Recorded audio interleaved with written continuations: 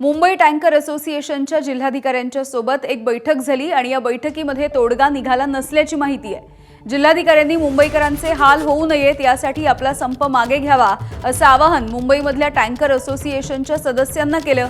मात्र जोपर्यंत आम्ही आमच्या अडचणी मुख्यमंत्र्यांच्या समोर मांडणार नाही, त्यांनी मुख्यमंत्र्यांच्या सोबत बैठकीमध्ये चर्चा होत नाही तोपर्यंत आम्ही आमच्या संपावरती ठाम राहणार असल्याचं म्हटलेलं आहे।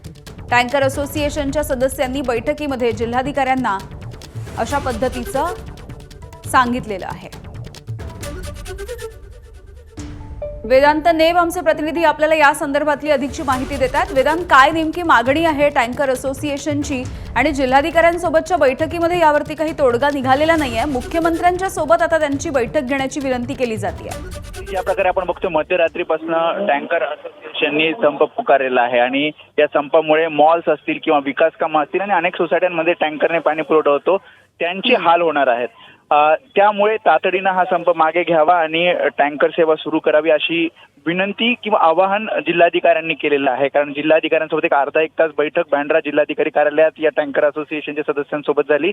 मात्र टँकर असोसिएशन सदस्यांचं म्हणणं आहे की मुख्यमंत्र्यांसमोर ही चर्चा व्हायला हवी, कारण याआधी सुद्धा अशाच प्रकारचा संप आम्ही केला होता, तात्पुरता तोडगा निघाला, मात्र कायमचा तोडगा या सगळ्यावर निघावा आणि CGWचे जे नियम आहेत त्यामध्ये शिथिलता यावी।